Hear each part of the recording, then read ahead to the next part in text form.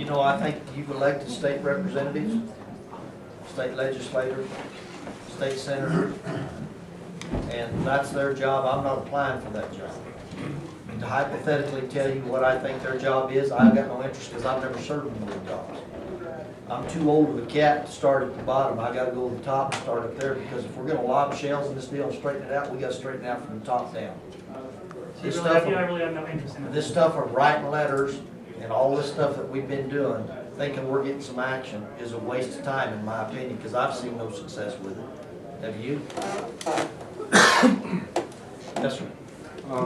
I've worked in schools a little bit, and as an educator, and just like, I see a big issue in the kids growing up today with the technology in hand. Right. And I'd love to see more politicians pushing for education of, hey kids, this is a phone, but this is also an amazing tool. This is how you use it. This is how you can abuse it. This is how you work, you know, and then teaching them how to work too, and saying like, hey, you know, this can take up your entire life and you think your life's all groovy with it. But going to your point about like, you know, people on food stamps and stuff, and I know people that are doing this myself, not me personally, but I think that the issue is a lack of motivation and this like silly like reality that's created through this iPhone and technology. And I don't know how to do it, but like shake these people up. Well, I can tell you, I'm probably the last generation that ran the slide rule. Okay. I didn't use a calculator. In fact, they were against the rules to have a calculator in a test. You could have a slide rule, you could count on your fingers, but you could not have any kind of computer or anything in the classroom. And I think it's a total shame, but that is also a state issue. Right. I think it's a total shame that we have kids that can take a phone to school. I mean, and I agree with you, but here's the problem. People are like cattle, if you will.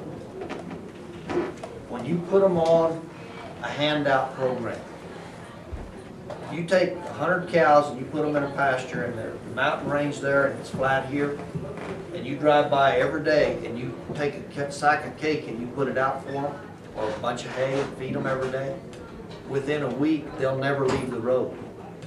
They won't go back up there and forage for themselves. So what we have here is we have people that are sitting by the post office waiting on the cake wagon to come by. And they've lost touch with reality, and they've lost the internal motivation to actually go out and forage for themselves. And when you do that, you take that drive away from them. You take that drive away from them when you do nothing but subsidize.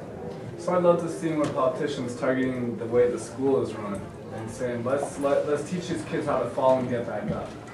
You know, I understand. because being a lot of my peers who graduated as educators. What I'm against is, I'm against the federal government pushing curriculum and the stuff at the school systems. That's a state that should be controlled locally by the states and the individual school systems. The curriculum should be assigned by them. Now, I hear different comments about Common Core. I've asked administrators. Some of them jump up and down and say it's the greatest thing since sliced bread, some of them hate it.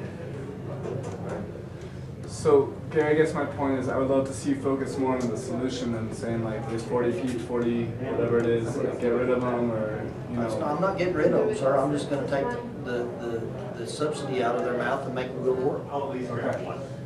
You know, if they go to work, then they're actually gonna do something. Yes, sir.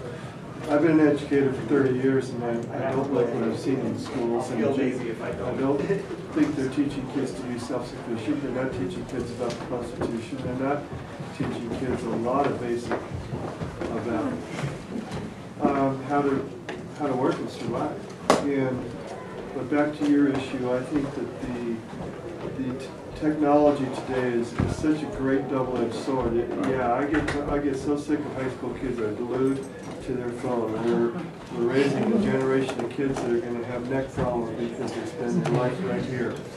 Well, in that same line. But I also think it can be used by people like you, and it's being used. The new media, the news has made it harder than ever for politicians to just get out one side of the story. There are so many news outlets.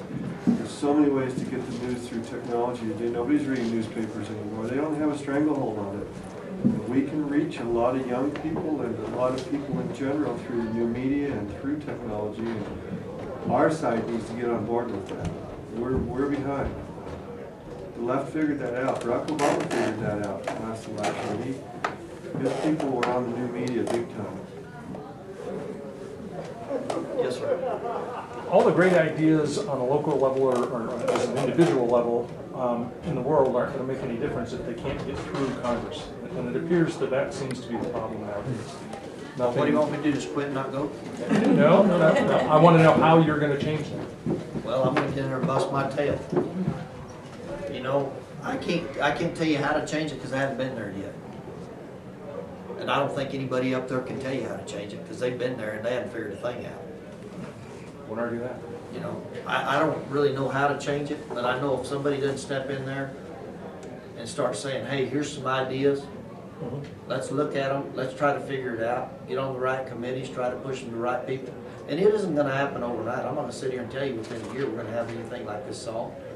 I'd be a fool to tell you that. But the thing of it is if you don't go in there with some ideas, and what I'm offering you is somebody that actually has a couple ideas. Most of the guys go up there with the same old BS, like I told you. If they're a Democrat, we're gonna raise taxes, we're gonna get out of this debt, we're gonna balance the budget by raising taxes. The numbers don't work. If they're Republican, they're gonna sit right there, and if they're a mainstream Republican, they're gonna tell you, oh, we're gonna cut all this spending, but they know that they're not gonna do it because they won't get reelected.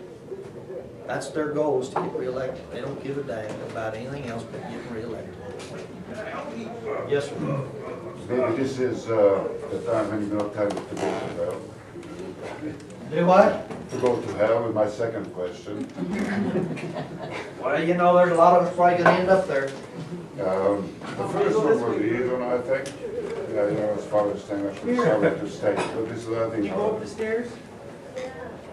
The Constitution was written, the Republic was founded for a moral Denise, when it coming in, I'm sorry, I don't have to turn the phone off, it's too fast. One of these young kids could probably shut it off. You did a good job, the bad and the ugly at the same time. So this is my issue with the premise. When it comes to certain social issues, Going in office? yes, the states should have the rights, should have the authority to take those things. On the other hand, ever since we walked away from social issues, such as Ronald Reagan, since then the Republicans have not stood up for social issues. Now, every single solution, every single problem that you cite, like the schooling, the money, where it goes, the fee orders and so forth, every single one of them has social implications, whether it is local or state or federal. So I don't believe that the federal government should totally excuse itself from any kind of a social issue, because there isn't a single law, there isn't a single regulation that does not have, or it is not based in one form or another, the social implications or the social motivations. So I believe that would be a mistake on anybody's part, and it still is a mistake on those who are in Congress now. Walk away, conservatives, walk away from the social issues. Because the Democrats, on one hand, they have no problem citing social issues and the detriment to society and the children and the joys and all the cares. So I believe that would be a mistake, not to stand up for the social and without the social and moral foundations, we are not going to be able to achieve some goals and return to the state of affairs that this country once was. Well, I thank you. I think you've got a lot of really right points, and I appreciate that. I agree with you in principle. Thank you. So do I have to go to hell now? You don't have to go to hell, sir. I may beat you there. Thank you, folks, very much. Thank you. Thank you.